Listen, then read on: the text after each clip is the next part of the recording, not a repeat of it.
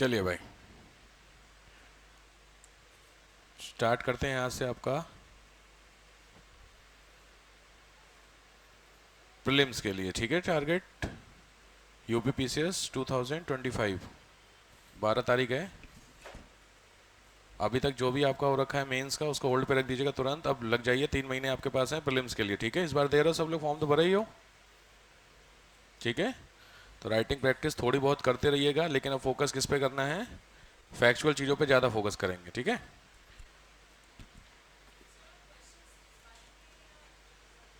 Question लिखवाऊंगा मतलब? हाँ, वो अभी आज पता चल जाएगा आपको। बस लिखने वाला काम तो वो क्या चाह रही हैं आप, ना लिखवाएं? अच्छा, पूछ लो। मैं देखो यार भाई, मैं ना कॉपी का सख्त खिलाफ हूं। मैं तो हमेशा बोलता हूं, क्योंकि मैं कॉपी कितनी बताऊं। आप सबसे अच्छा मैं आपको क्या बताया हूं? आप पेज सीट्स लेके आया कीजिए यहाँ पे। मैं कुछ भी करवाऊंगा, प्लेन बनवाऊंगा, सीट से बन जाएगी आपकी। मोड़ माड़ के प्लेन भी बना के दिखा दोगे मेरे को। तो कुछ भी चीज़ों के लिए मैं, क्योंकि मैं क्या बोलूँ, मेरी बात समझ रहे हो? कॉपी बनाओ, अब बनाओ कॉपी। अब आपको सीधी बात है, अगर प्रीलिम्स की बात कर देता हूँ मैं, तो history, geography, polity, economy, science, ठीक, और करंट अफेयर चलो अलग है। ये मेजर हो गए। यूपी स्पेशल, सेंसस फेंसस, आप समझ जोड़ लो, सबके सब्जेक्ट जोड़ लो तो 10-12 हो गए। बनाओ कॉपी भाई, सीधी बात। या फिर दूसरा एक तरीका है, बट वो थोड़ा रिस्की है, लेकिन है बड़ा वो यूजफुल, कि एक आप मोटी सी कॉपी ले लीजिए। मोटी समझ रहे हो? कम से कम उतनी मोटी वाली। उसी में आप स्पेसिफिकली खाली प्रीलिम्स का कर लो, एक जीके की एक सी सेट की। वो भी ऑप्शन है, बट उसमें समस्या के अगर वो खोई, खत्म कहानी हुई तुम्हारी। बस सीधी बात है। तो मैं तो हमेशा भाई, मेरा तो सिंपल बात है, मैं इजी वाला बंदा हूँ। हल्की चीज़ें करिए, हल्की चीज़ें सबसे अच्छी होती हैं आपकी। पेज उस पर लिखिए, प्रीलिम्स के लिए है फैक्ट। अब ये क्या होंगे, आप सोचिए, अभी आपका एग्जाम प्रीलिम्स का अक्टूबर में है, उससे पहले मे बी आरओबी आने वाला है, हो सकता है आरओबी आ जाए। तो आरओबी आपका आ गया, तो उसके लिए आप सोचो, उसके बाद प्रीलिम्स आपने दिया, हो सकता है अभी प्रीलिम्स अक्टूबर वाला है, किसी रीजन से पोस्टपोन हो जाए, 50 कल यूपी में जा नहीं रहे हो, तो अगली मान लीजिए फिर दिसंबर में एग्जाम, तो रिवीजन के लिए आपके पास नोट्स होने चाहिए। तो कॉपी का चक्कर से सबसे अच्छा क्या होता है ना, आप नोट आपको प्रिंट आउट अलग से मिलेंगे प्रीलिम्स के, एकेडमी से मिल आजकल में मिल जाएंगे आपको। तो प्रिंट आउट जब अलग से मिलेंगे तो फिर वो भी कहीं रखोगी, फिर एक कॉपी अलग से बनाओ। मेरी बात समझ रहे हो ना भाई? देखो, तो तैयारी इंटीग्रेटेड होती है इसमें। मेरी राय अगर आप पूछ रहे हैं स्पेशली, तो मैं तो हमेशा बोलता हूँ, आप प्रीलिम्स के एटलीस्ट तो आप पेज पे आ जाइए, सबसे अच्छा तरीका है। मेंस के लिए सब्जेक्ट समझ, क्योंकि लिखने वाला ज़्यादा काम। प्रीलिम्स में क्या होता है ना, फैक्ट्स ज़्यादा होते हैं। फैक्ट्स ज़्यादा वाली जो चीज़ें प्रीलिम्स में अगर आप कवर करेंगे, तो आपके पास, अगर सोच के देखिए, क्योंकि देखो समझो, मेंस में आपको इतनी चीज़ें रिवाइज नहीं करनी है, प्रीलिम्स में कई बार आपको रिवीजन करना पड़ेगा। और कई बार रिवीजन तभी हो सकता है जब चीज़ें ले आना आसान है। तो मेरे हिसाब से अगर आपका क्वेश्चन है कि सर क्या कॉपी बनानी पड़ेगी, तो मैं तो कहूंगा सबसे अच्छा पेजेस बनाइए। एटलीस्ट प्रीलिम्स के तो पेज बना लीजिए, मेंस की कॉपी छोड़ दीजिए। मेंस होगा तो मेंस की बना लीजिएगा कॉपी, बट प्रीलिम्स के लिए आप क्या बनाइए, पेजेस पे लिखिए, सबसे अच्छा तरीका है। भाई मैंने बोला आप वो खरीद लीजिए, फोटो कॉपी जो मिलती है मार्केट में, फोटो सीट, चुपचाप ले लीजिए, एक बंडल पूरा आता है। हाँ, 500 आई थिंक कुछ, हाँ 200-250 रुपए की एक सीट मिलती, चुप मार के खरीद के उसको रख लो, एक पेन ले लो और लग जाओ प्रीलिम्स में। तो स्पेसिफिकली क्या होगा कि अब आपको, चूंकि देखो प्रीलिम्स के बैचेस आज से स्टार्ट हो रहा है, तो जो जितने भी फैक्ट्स होंगे वो आपको लिखाए जाएंगे, तो वो फैक्ट्स आपको पास होने चाहिए। फटाफट फटाफट थोड़ा स्पीड में लिखेंगे तो। और दूसरी चीज़ है, फिर मैं भी आपको समझाऊंगा इसको घटना चक्र वगैरह से कैसे कवर करते हैं। तो पॉइंट समझ रहे हो ना? तो मेरे हिसाब से कॉपी क्लियर हुआ, तो आपके जवाब हो सकता है आपको मिल गया हो, क्योंकि मैं डायरेक्टली मैं कहूँ, क्योंकि मैं बोल दूंगा ना पकड़ लोगे, ऐसा होता है। इस टीचर ना बड़ा संतुलित बोलना पड़ता है, क्योंकि सर ने बोला था इसलिए मैं बोल, इसलिए मैंने नहीं बोला भाई। आप कॉपी ले लो, पेजेस लीजिए पहली प्रायोरिटी पे। अगर आपके घर में, हमेशा क्या बोलता, अगर तुम्हारे घर में छोटा बच्चा है और वो फाड़ने की संभावनाएं हैं, नोट्स वगैरह फाड़ सकते, तो भैया ध्यान से तो कॉपी ले लीजिए। लेकिन अगर ऐसा नहीं है तो गो फॉर इट पेजेस। ठीक है, पहले बहुत ध्यान से समझ लीजिए प्रीलिम्स की, चूंकि अब स्टार्ट हो रही हैं चीजें, तो धीरे धीरे आपको बहुत क्लियर समझा देता हूं क्या होना चाहिए। लिखिए स्ट्रेटजी, सबसे इंपॉर्टेंट पोर्शन में सबसे पहले लिखिए प्रीलिम्स को निकालने की स्ट्रेटजी।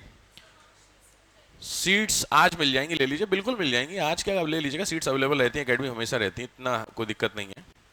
सीट्स सब लोग लाए हैं। तो पहला जो क्वेश्चन इनका प्रीलिम्स के लिए था कि सर किस पे बनाए, मेरी राय रहेगी आप सीट्स पे बनाइए। अगर आप लाए हैं तो अच्छी बात है, अगर आप सीट्स पे बना सकते हैं तो आज के लिए आप ऑफिस से सीट्स ले सकते हैं, कोई दिक्कत नहीं, पहली चीज। दूसरी चीज, रिवीजन लिखिए। रिवीजन रिवीजन का मतलब होता है कि आपको कैसे स्ट्रेटजी को फॉलो अप करना है प्रीलिम्स का। अगर आप सिंगल एक राउंड में क्रैक करना है अगर प्रीलिम्स, आपको मैं सीधी बात बता दे रहा हूँ, मानते हैं तो अच्छी बात है, नहीं तो कोई दिक्कत ही नहीं, प्रीलिम्स तो हर साल ही होगा। लिखिए, इसमें मैं आपको समझा दूं। सबसे पहली स्ट्रेटजी होती है class notes plus printed notes plus घटना चक्र। इसी सीरीज में आप प्रीलिम्स के लिए पढ़ाई करेंगे। क्लास नोट्स मतलब जो लिखवाया जा रहा है, मैं एक चीज देखो तुमको बता रहा हूं, अगर जितना क्लास में आपको लिखवा दिया गया आप केवल उतना कर लो, आपका प्रीलिम्स लगभग बन जाएगा। मैं उतनी की भी गारंटी ले रहा हूं, मेरी बात समझ रहे हैं। जितना क्लास में आप ना प्रिंटेड नोट्स, एकेडमी के भी नोट्स मत पढ़िए, घटना चक्र भी, बट सेफ साइड खेलिए।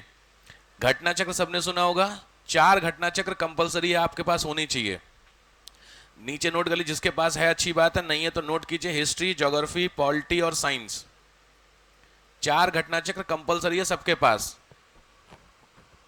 घटना चक्र एक मैगजीन होती है, पिछले 20 साल के जो आईएएस, पीसीएस और स्टेट सर्विसेज के एग्जाम है उनके फैक्चुअल जो एमसीक्यू होते हैं, पीवाईक्यू, वो आपको मिल जाते हैं।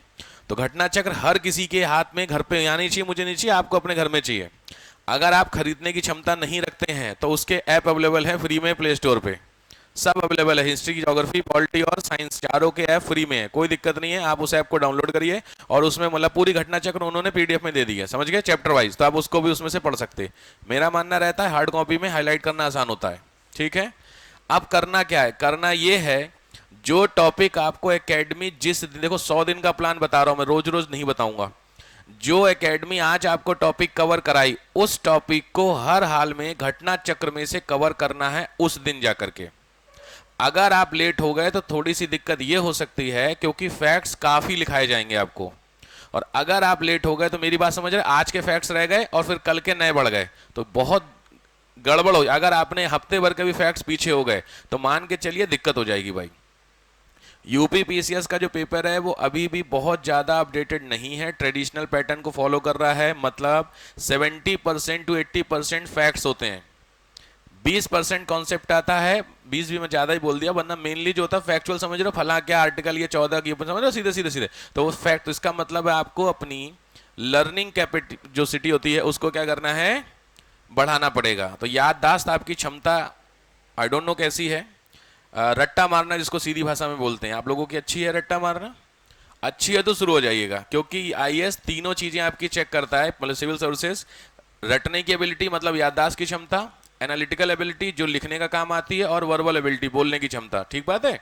तो तीनों एबिलिटी तीनों फेज में चेक हो जाती है, ठीक। कुछ करंट अफेयर के लिए लास्ट 9 मंथ करंट अफेयर, पिछले 9 महीने का करंट अफेयर रट मारना है आपको।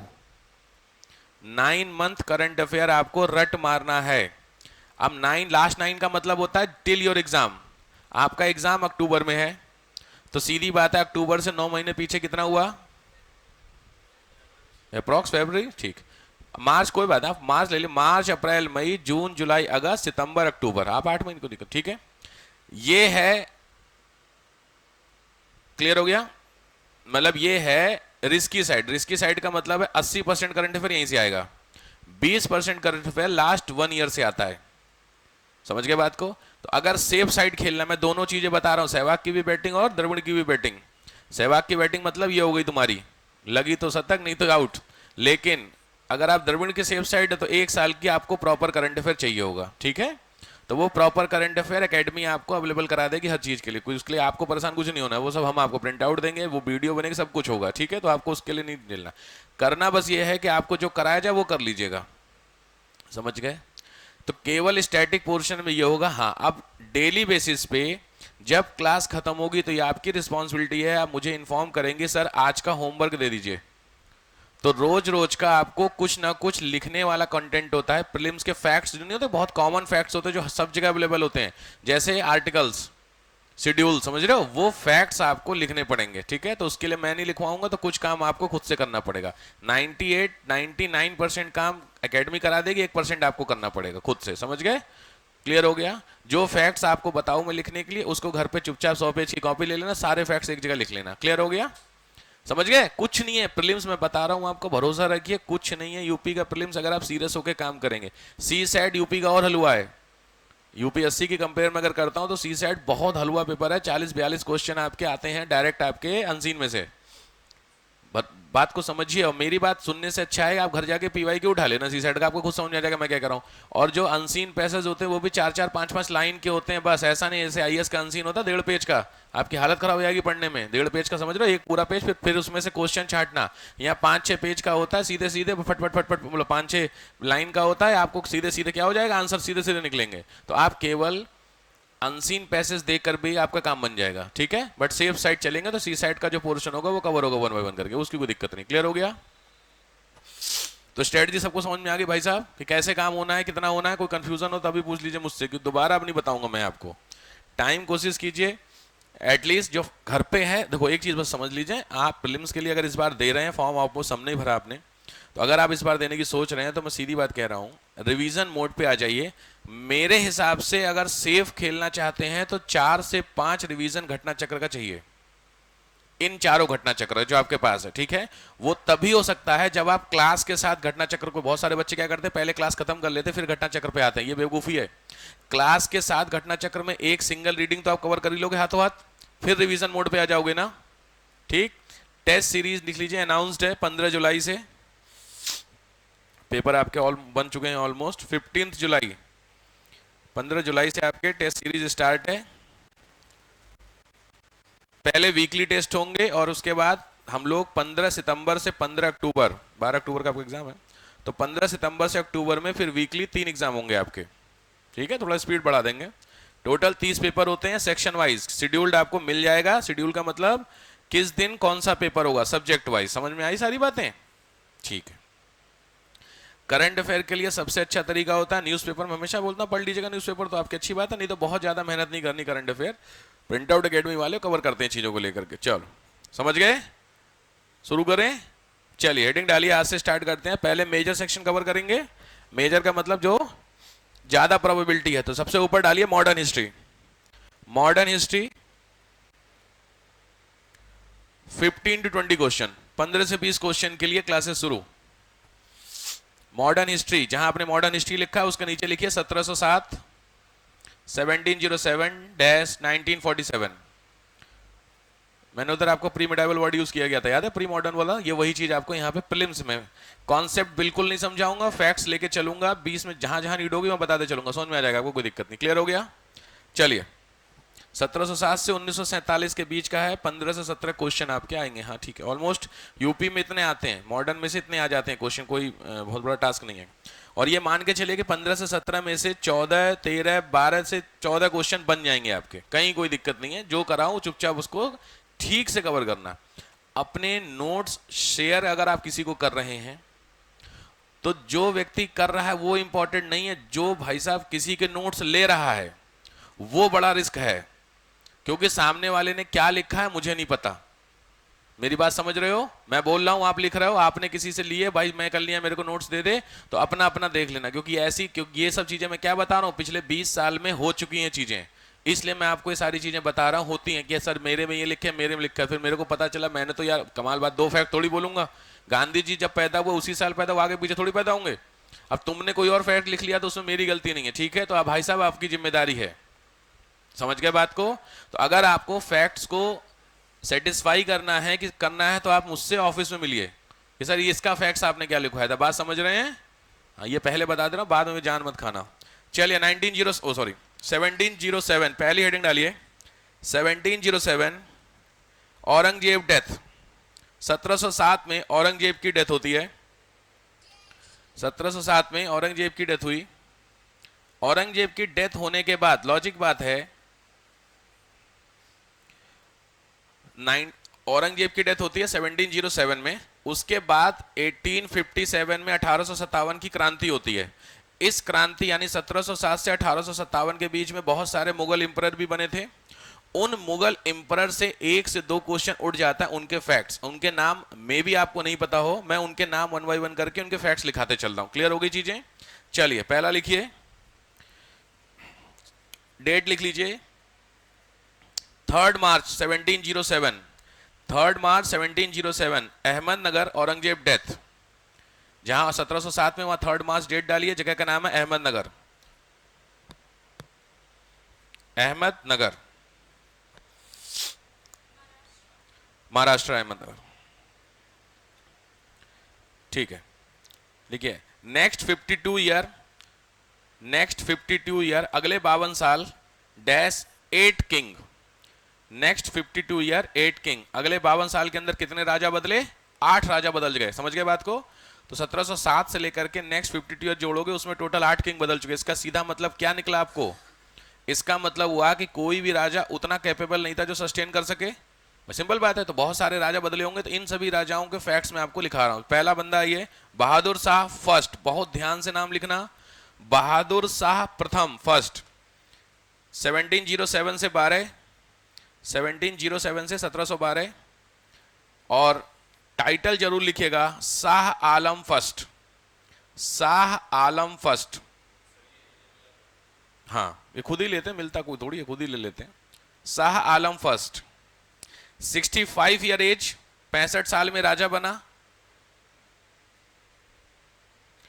Original name Muazzam, original name Muazzam, असली नाम क्या था? मुअज्जम, MUAJJAM, मुअज्जम।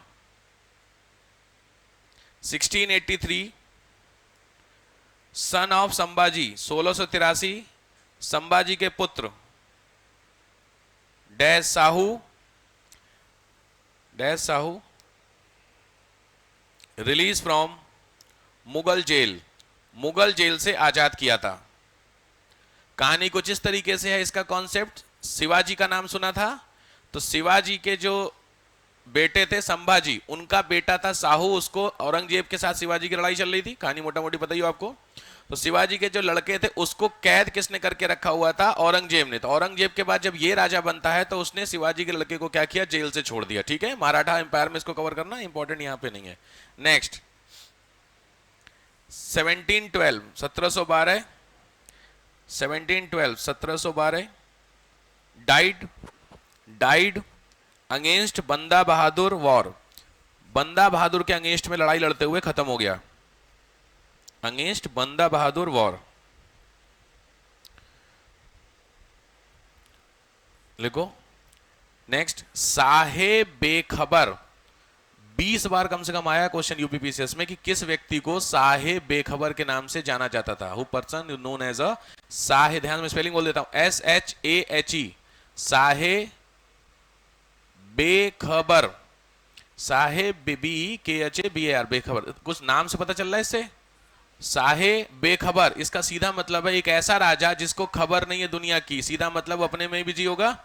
तो क्या चल रहा है देश दुनिया में ये इस व्यक्ति को नहीं पता था। साहेब बेखबर को अंडरलाइन कर लीजिए, साहेब बेखबर।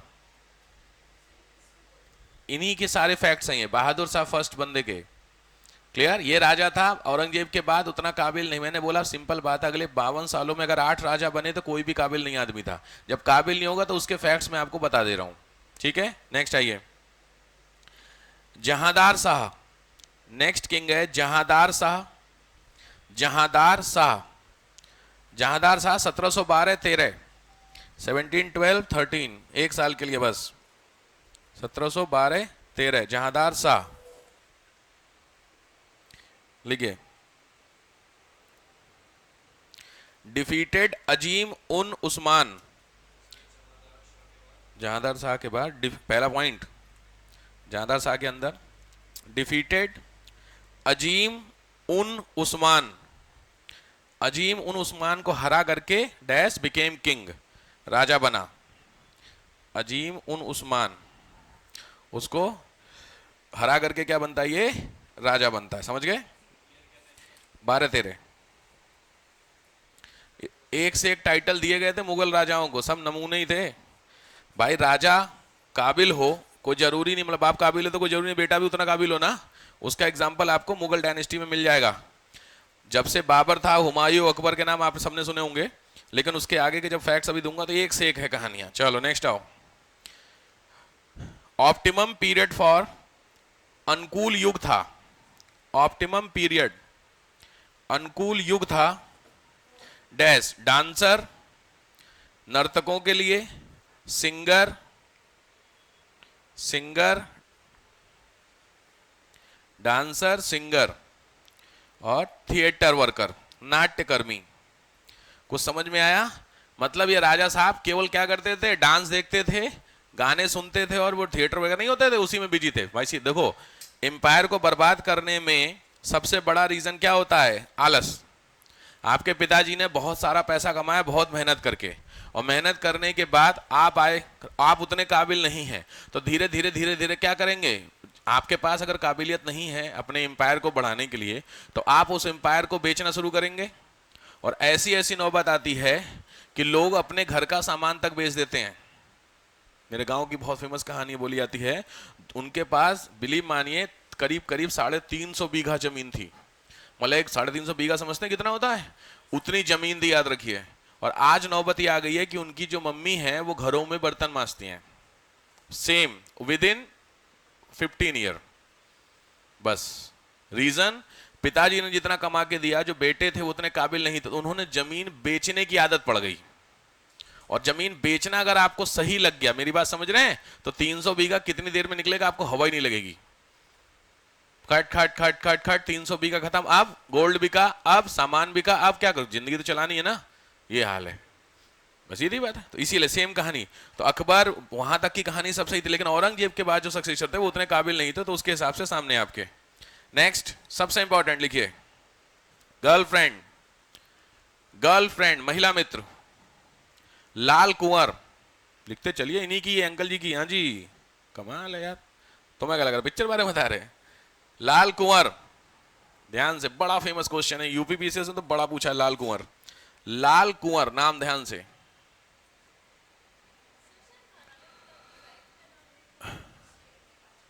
I don't know, Maharana Pratap की वाइफ का नाम नहीं, मुझे नहीं पता। लाल कुंवर, इनका ब्रैकेट में लिखो इम्तियाज महल। ओरिजिनल नाम, ओरिजिनल नाम इम्तियाज महल, ओरिजिनल नाम इम्तियाज महल, इन्हीं का, मतलब इसकी जो गर्लफ्रेंड थी। नेक्स्ट, वजीर जुल्फिकार खां। वजीर का नाम जुल्फिकार खां। ओरिजिनल डिसीजन मेकर, असली मालिक, असली मत समझ गए, समझते चल रहे हो फैक्ट्स। राजा कौन है ये, बट जो वजीर है ये बंदा ओरिजिनल क्या लेता था, सारे डिसीजन ये लेता था, जुल्फिकार खां। नेक्स्ट,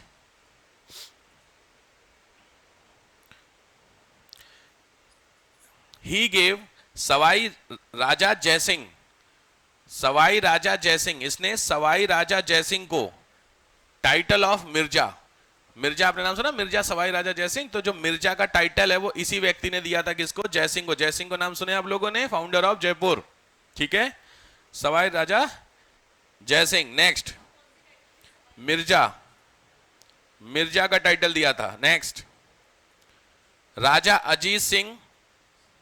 नेक्स्ट फैक्ट्स, राजा अजीत सिंह गुजरात किंग, गुजरात के राजा, टाइटल ऑफ महाराजा, गुजरात के राजा हैं, उनको टाइटल दिया था महाराजा का। नेक्स्ट,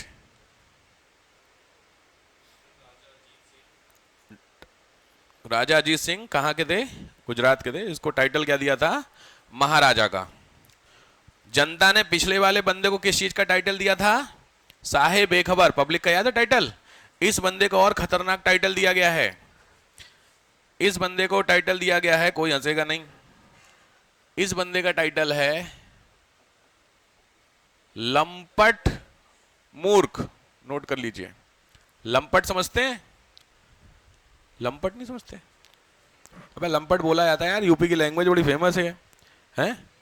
बेवकूफ, लिमिट के ऊपर वाला बेवकूफ। बेवकूफ हर व्यक्ति होता है, लेकिन क्रॉस कर जाए जो बियॉन्ड द लिमिट, वो बंदा है लंपट। लंपट जनरली रसिक आदमी को भी बोला जाता है, ठीक है, जो डांस वगैरह में बिजी हो रखा है, ठीक है, लंपट मूर्ख। डन। नेक्स्ट आइए, अब थोड़े से इंपॉर्टेंट नाम आएंगे, ये दोनों नाम उतने इंपॉर्टेंट नहीं थे, लेकिन अब थोड़े से नाम आ जाएंगे आपके सामने, मैं एक करके बता देता हूं। चलिए, नेक्स्ट नाम लिखिए, फर्रुखसियर। सुने हो? फर्रुखसियर का नाम तुम लोग सुने हो कि नहीं? फर्रुखसियर, फर्रुखाबाद का नाम सुने हो? यही है फाउंडर, फर्रुखसियर। टेन्योर लिखो 1713 से 19, 1713 से 1719, 1713, ये थोड़ा सा जिसने थोड़ा सा काम किया था, फर्रुखसियर। फर्रुखसियर लिखिए।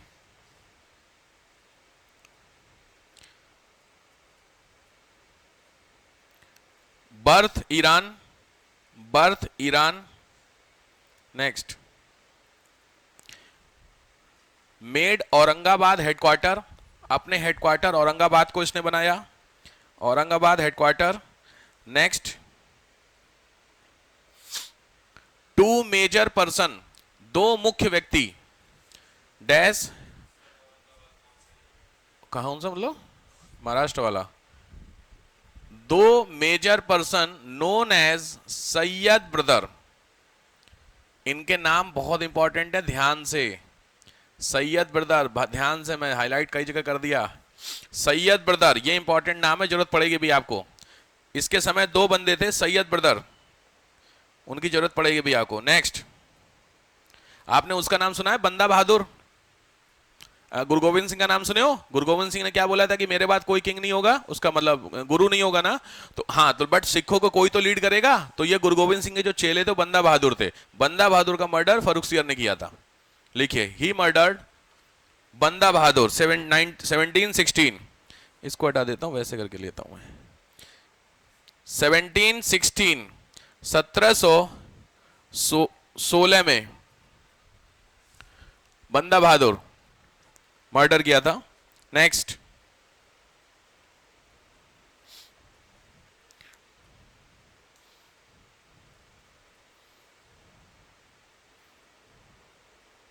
Seventeen nineteen first Maratha treaty, 1719 first Maratha treaty, first Maratha treaty, इसी के समय दैट इज 1713 से 1719 हो गया तुम्हारा फर्रुखसियर। नेक्स्ट, ठीक है, 1719, नेक्स्ट पॉइंट, 1719 दिसंबर 1719 की बात कर रहा हूं मैं। रिमूव्ड फ्रॉम किंगशिप, किंगशिप से इसको हटा दिया गया 1719 दिसंबर में, राजा से बर्खास्त कर दिया गया पोस्ट से। और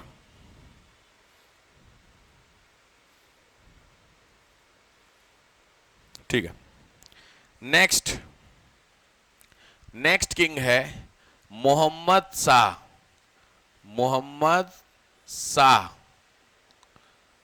मैं हिंदी में लिख देता हूं, इंग्लिश में कोई कहता है अब इंग्लिश में लिख दो, हिंदी में कन्वर्ट कर दो, एक ही बात है, नाम में कोई चेंजमेंट होना नहीं है।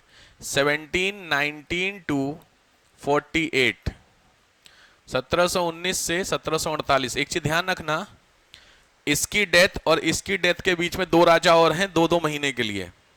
आज तक क्वेश्चन पूछा नहीं है तो आपको लिखना भी नहीं है, ठीक है। तो जो काम के हैं मोहम्मद शाह 1719 से 48। चलिए, ओरिजिनल नाम रोशन अख्तर, ओरिजिनल नाम रोशन अख्तर, असली नाम, यानी ये जो मोहम्मद शाह होगा ये क्या होगा, टाइटल होगा, ठीक है। नेक्स्ट, 1722 मर्डर्ड सैयद ब्रदर, 1722 में सैयद ब्रदर को मरवा दिया। सैयद ब्रदर याद है, कुछ कुछ याद आ गया, हाँ, तो सैयद ब्रदर्स को मरवा दिया। Next, 1724 1724 dash setup of Hyderabad, Hyderabad की स्थापना होती है। लास्ट ईयर ही प्रीलिम्स का क्वेश्चन था आरओ में कि हैदराबाद की स्थापना के समय मुगल किंग कौन था। क्वेश्चन समझ रहे हो, या आप क्या पढ़ रहे हो, मुगल किंग। तो मुगल किंग के समय बहुत सारा स्टेट था, वो अलग अलग हो गया होगा, तो उसमें हैदराबाद जब बना था तो उस समय कोई तो राजा होगा। अरे जब देश को आजादी मिली तो वायसराय कौन था, सिंपल बात है, तो कोई तो वायसराय होगा ना भाई, उस हिसाब से क्वेश्चन। तो उसी हिसाब से जब हैदराबाद बना तो कौन था आपका, मोहम्मद शाह। ये होते हैं टेक्निकल क्वेश्चन, क्योंकि देखो सिंपल है यार, जो यूपी में सिलेबस में आपको पता होगा सीबीएसई ने मुगल पीरियड को हटा दिया है, पता ही होगा आपको। तो चूंकि मुगल पीरियड को हटा दिया तो हमें मुगल पीरियड तो वैसे भी कवर नहीं करना है, ये हमें इसलिए कवर करना हो, पोस्ट मुगल हम लोग कवर कर रहे हैं। पोस्ट मुगल कवर करोगे जो बेस बनाएगा मॉडर्न का, इसलिए आपको इसको मजबूरी है पढ़ना, नहीं तो मैं इसको भी छोड़ के सीधे 57 पे आता, ठीक है। Next,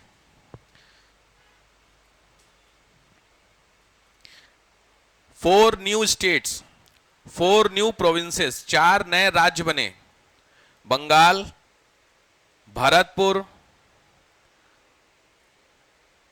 Mathura, Farrukhabad, Bengal, Bharatpur, Mathura, Farrukhabad. Next 1737 dash fight with Maratha, मराठों के साथ इसकी लड़ाई होती है। और इसमें बहुत इंपॉर्टेंट लिखना, first time Maratha army reached Delhi, पहली बार मराठा की जो आर्मी थी वो कहां पहुंची, दिल्ली पहुंच गई। पूछा हुआ है इस पे, पूछा क्या, मुझे ये वर्ड बार यूज करना ही नहीं, मुझे भर भर के क्वेश्चन आए हुए हैं आपके प्रीलिम्स से, ठीक है। तो पहली बार मराठा की आर्मी दिल्ली तक कब पहुंचती है, 1737 में। सबसे इंपॉर्टेंट फैक्ट्स है इसकी लाइफ का, वो है 1739, 1739। अगर आपको याद है तो मैंने आपको शायद बताया था, नादिर शाह, नाम याद है, नादिर शाह का लिखो अटैक, 1739 नादिर शाह अटैक। दो अटैक होते जिसने खत्म किया था इंडिया को, उसमें है नादिर शाह अटैक 1739। अब इस अटैक के बारे में फैक्ट्स, नादिर मतलब उसके बारे में। पहली चीज, इसको बोलते हैं नेपोलियन ऑफ ईरान, ईरान का नेपोलियन के नाम से इसको बोलते हैं। नेपोलियन सुने हो तुम लोग, हाँ, नेपोलियन ऑफ ईरान फर्स्ट। दूसरा 1739 बैटल ऑफ करनाल, 1739 में मुगल जो लोग थे, मुगल के साल बैटल, उसका नाम है बैटल ऑफ करनाल। ये आईएएस का क्वेश्चन, करनाल का युद्ध। आपने तराइन पराइन सब सुने, मैं उस दिन बता रहा था ना आपको क्या, कि पुराने फैक्ट्स भूल जाइए, नए फैक्ट्स को रिटेन करिए। बैटल ऑफ करनाल पहली बार आपने सुना। नेक्स्ट 20 मार्च 1739, 20 मार्च 1739 दिल्ली एंट्री। कहां पे एंट्री हुई, दिल्ली। और पता ही होगा आपको, ये जब भारत में आया था तो बेसिकली लूटने के पर्पस से। तो नादिर शाह क्या क्या लेके गया था, सुने होंगे, बहुत फेमस क्वेश्चन है, किसी को आइडिया? दो तीन चीजें थी, मैं आपको पहले तो बता देता हूं। पहली चीज जो लिखिए, क्या, दिल्ली एंट्री। कोहिनूर भी लेके गया था, बिल्कुल। दिल्ली एंट्री में सबसे पहले लिखिए कोहिनूर, चलो बता ही दिया तो अच्छी बात है, कोहिनूर। दूसरा याद रखिए, ये सबसे इंपॉर्टेंट क्वेश्चन है, तख्ते ताउस। तख्ते ताउस का नाम सुने हो, तख्त, TAKHAT, तख्त ए ताउस, TAKHAT, तख्त डैश ए डैश ताउस, TAUSE। ये क्या है पता, ये है शाहजहां का थ्रोन। हाँ, पीकॉक थ्रोन, याद आ गया, मयूर सिंहासन जो था वो ये था, लिख लीजिए, शाहजहां का सिंहासन का नाम है, made by gold, complete gold. Takht A taus, TAUSE। मैं इंग्लिश में लिख देता हूं, हिंदी में आपको समझ में आ जाएगा, ठीक है, मैं बोर्ड पर इंग्लिश में समझ में आ जाएगा, तख्त ए ताउस। नेक्स्ट इसी में लिखना, इसी में दिल्ली में आकर के क्या क्या इसने किया है। नेक्स्ट 20,000 प्लस मर्डर, 20,000 से ज्यादा बंदे मारे, टोटल 57 डेज रहा, 57 दिन तक रहा, 15 करोड़ कैश, 15 CR कैश,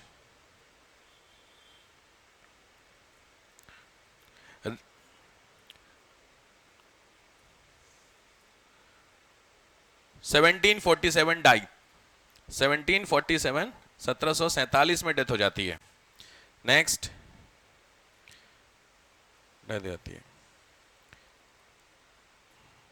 ठीक। अब इसमें एक ध्यान रखिएगा,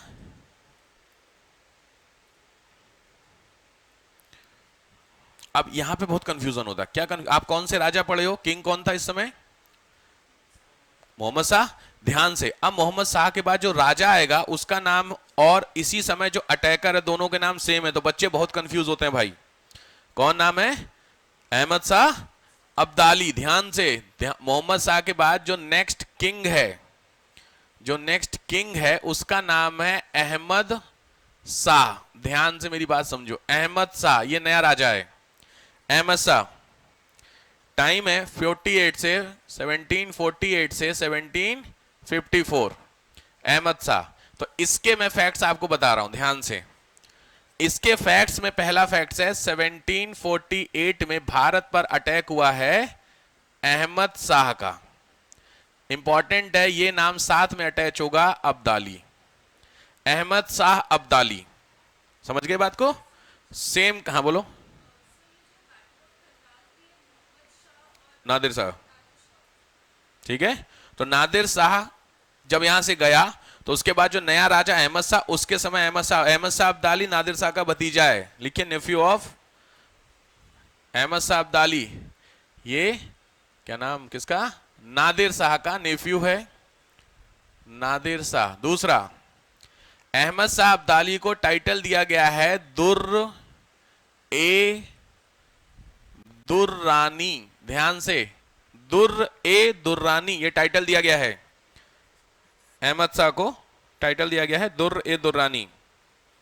नेक्स्ट, दुर्र ए दुर्रानी किसने टाइटल दिया है? तो इसका नाम लिखिए। नहीं, छोड़ दिया, नहीं पूछा, लोगों ने ही टाइटल दिया था, ठीक है। हैं? बैटल, ये टाइटल है तो दुर्र ए दुर्रानी। क्यों मिला था? क्यों, कुछ रीजन नहीं होता, टाइटल क्यों मिला? अब वही बात है, देखो यार, मोदी जी को टाइटल क्यों मिल रहा है? फालतू बात क्यों भाई? ट्रंप क्या बोल, हमें नोबेल दो, वो मांग रहा ट्रंप नोबेल। देखो कल देखो, शांत कर दिया उसने ईरान युद्ध को, बात खत्म। ऐसी शांति आप करेंगे, झंझट करता, बम मारो काम खत्म। सबसे अच्छी शांति है बम मारो, बंदे खत्म, कुछ आवाज देगा ही नहीं, देगा, काम खत्म हो गया आपका। बात तो टाइटल क्यों, राजा को टाइटल क्यों दिया गया, इसके पीछे का लॉजिक नहीं है। बीरबल को टाइटल दिया गया, समझ रहे हो, दिमाग के कारण। बात समझ रहे हो? तो रीजंस होते हैं सबके पीछे के। नेक्स्ट, दुर्र दुरानी।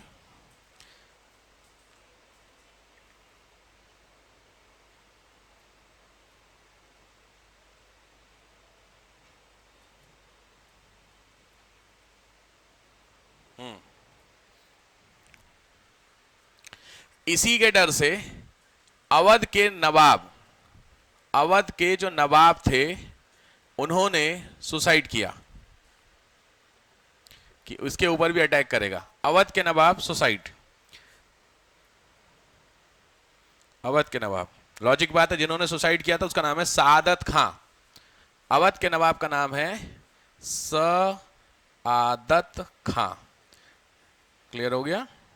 तो अभी भी मैंने राजा के फैक्ट्स बताए नहीं है, मैं भी अभी किसके फैक्ट्स बता रहा हूं? अब्दाली के समय के फैक्ट्स हो रहे, ठीक है। यहां तक हो गया क्लियर? अब राजा के फैक्ट्स पे आते हैं।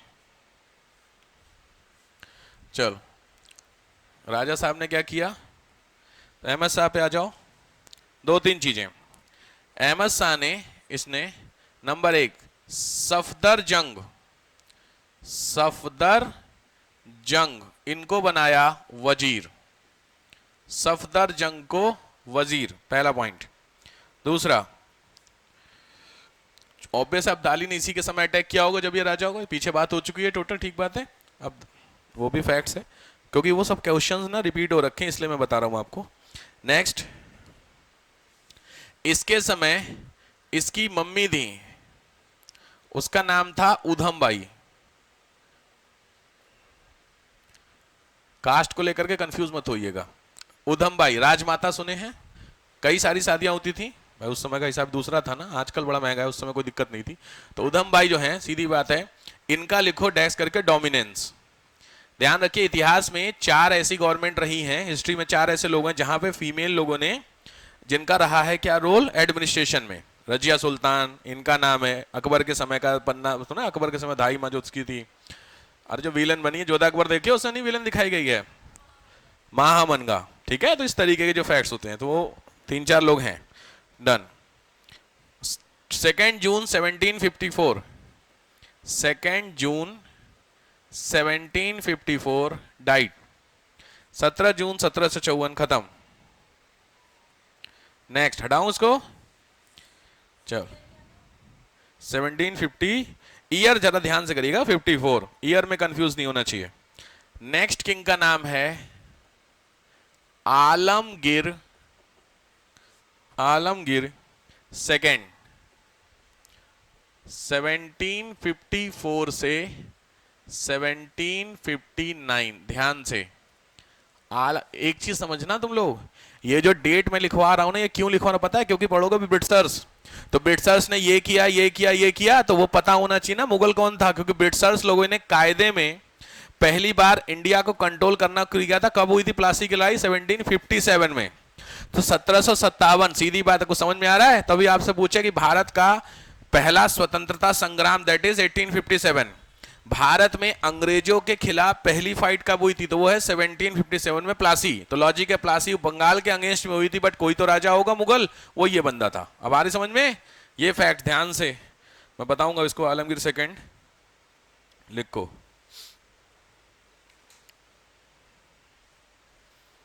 वजीर का नाम है इमादुल मुल्क, वजीर का नाम है इमादुल मुल्क, इमाद उल मुल्क, ये आपका इस समय का राजा है, वो सॉरी वजीर है, जो लिख लो डोमिनेंस, वर्चस्व इसी का था, इमादुल मुल्क। Next, battle of Plassey, Plassey का युद्ध, बैटल ऑफ प्लासी, प्लासी का युद्ध। इन्हीं भाई स्टार लगा लीजिए क्वेश्चन पे, 3-4 क्वेश्चन बहुत उठे हुए हैं। बक्सर की लड़ाई के समय कौन था? प्लासी के समय कौन सा? 1857 के समय भारत का मुगल सम्राट कौन था? कौन था 1857 में? बड़ा फेमस क्वेश्चन है, जिनको भेजा गया था ना, बहादुर शाह जफर। ठीक है, चलो आलमगीर के बाद नेक्स्ट आते हैं, वो हैं शाह आलम सेकंड, शाह आलम सेकंड। 1759 से लंबे थे ये, 1806, शाह आलम सेकंड। चलो पहला फैक्ट्स, टाइटल लिया है अली गौहर, अली गौहर नाम का टाइटल लिया है, फर्स्ट फैक्ट्स। नेक्स्ट, इसी के समय 1764 में इसी को बोलते हैं बैटल ऑफ बक्सर, बक्सर का युद्ध, बैटल ऑफ बक्सर। नेक्स्ट, अब बक्सर ये सब चीजें मैं बताऊंगा। नेक्स्ट, ध्यान से, 1803 दिल्ली कंट्रोल बाय ब्रिटिशर्स, ये आईएएस का क्वेश्चन है।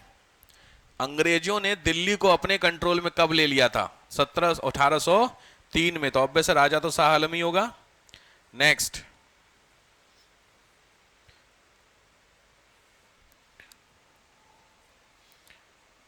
ठीक है, नेक्स्ट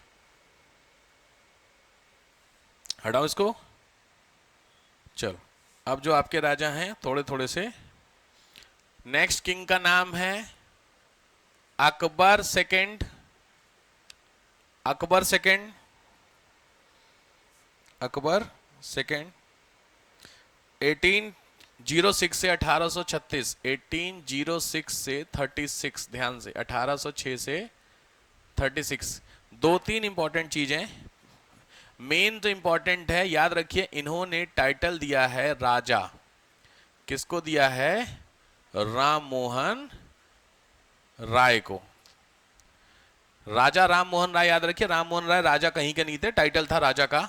अब यहां पे क्वेश्चन है क्यों, उसके पीछे रीजन है, ध्यान से, जो अकबर सेकंड था राजा, ये इसको ब्रिटिशर्स देते थे पेंशन, समझ रहे हो भाई? मैंने अभी पीछे बताया 1803 दिल्ली किसके कंट्रोल में आ गया? ब्रिटिशर्स के। तो 18 तो दिल्ली का राजा होगा मुगल, वो किसके कंट्रोल में? ब्रिटिशर्स के। तो चूंकि वो मुगल राजा तो था, तो उसको सीधे हटा तो सकते थे नहीं सीट से, तो उसको उसकी सीट पर बिठाए रखने के अगेंस्ट में वो क्या देते थे? पेंशन। कहते थे आप ऐसा है राजा जी हो, आराम से अपने उसमें जो भी आपका महल है उसमें रहो चुपचाप से, बाकी एडमिनिस्ट्रेशन हम देखेंगे, ठीक?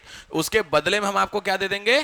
पेंशन। तो वो जो पेंशन देते थे अकबर सेकंड को, इस पेंशन को इंक्रीज करने के लिए भेजा गया था ब्रिस्टल में। किसको भेजा गया था? राम मोहन राय को। किसने भेजा था? अकबर सेकंड ने। समझ रहे हो सारा खेल? अकबर सेकंड ने इन बंदे को अपनी पेंशन बढ़ाने के लिए भेजा था ब्रिस्टल की, जाकर के बात करो मेरी पेंशन बढ़ाओ। क्यों इनको भेजा गया था? क्योंकि राम मोहन राय उस समय की ऑलमोस्ट सभी लैंग्वेज बोल लेते थे। तो जब सभी लैंग्वेजेस बोल लेते होंगे तो आसानी से समझ में आ रहे फैक्ट्स। तो ये सीन था राम मोहन राय। और दिक्कत ये हुई कि ब्रिस्टल में इनकी हो जाती है डेथ। किसकी? राम मोहन राय की। ठीक है, तो कौन से भारतीय हैं जो ब्रिटिश वहां पे ब्रिटेन में खत्म हुए हैं, तो उनका नाम है राम मोहन राय। 1806 से 1836। ठीक। और लास्ट किंग फिर बनता है बहादुर शाह। बहादुर शाह, इसका नाम तो सभी लोग आप लोग जानते होंगे। बहादुर शाह के बारे में टेन्योर 1836 से 1858, 1836 से 1858 का फैक्ट्स है। तो पहला फैक्ट्स 1857 का क्या हुआ था, स्वतंत्रता संग्राम, फर्स्ट इंडियन रिवोल्ट के समय बहादुर शाह। दूसरी चीज, he took the title of Zafar. ये जफर नाम से पोइट्री करते थे, ध्यान रखिएगा। तो बहादुर शाह जफर जो आप लोग वर्ड सुने हो, तो जो जफर है that is the title. Zafar नाम से टाइटल था जिसपे ये कविताएं, शायरी, यानी मुगल काल, मुगल लोग लिखते थोड़ा शायरी समझते हैं, हाँ, तो वो लिखते थे जफर के नाम से। हाँ, ये जितने भी राइटर होते खुद ही के लिए, फला इलाहाबादी, फला जौनपुरी नहीं होते हैं राइटर। आप लोग लिख पाते हैं, लिख सकता तो छोड़िए, लिखते हैं कोई स्टोरी या पोइट्री, शायरियाँ, गम वाली शायरी? नहीं, थोड़ा आजकल माहौल चल रहा है थोड़ा, ठीक नहीं लिख पाते, लिख लेते हैं, कौन लिख पाता है? कोई बात नहीं, राइटिंग एबिलिटी कोई दिक्कत नहीं, वो अच्छी चीज़ पर राइटिंग उसमें ना बड़ा अच्छा बन जाती है उस चीज़ से। चलिए, बहादुर शाह जफर, तो लॉजिक बात है यहाँ पे कहानी। और लास्ट में 1862 में होती है इनकी डेथ। और यहाँ पे तुम्हारा जो मुगल वाला पोर्शन होता है वो यहाँ पे क्या होता है, फाइनली मुगल लोग जो होते हैं वो खत्म। 1858 में जाकर के मुगल खत्म हो जाते हैं। फैक्ट समझ में आ गए मोटा मोटी? तो 1707 से लेकर के 1858 तक प्रीलिम्स के पॉइंट ऑफ व्यू के जो फैक्ट्स हैं वो यही हैं। क्लियर हो गया? कोई कंफ्यूजन किसी को? छूटा हो आप में से किसी का कुछ भी, कोई फैक्ट छूट रहा है?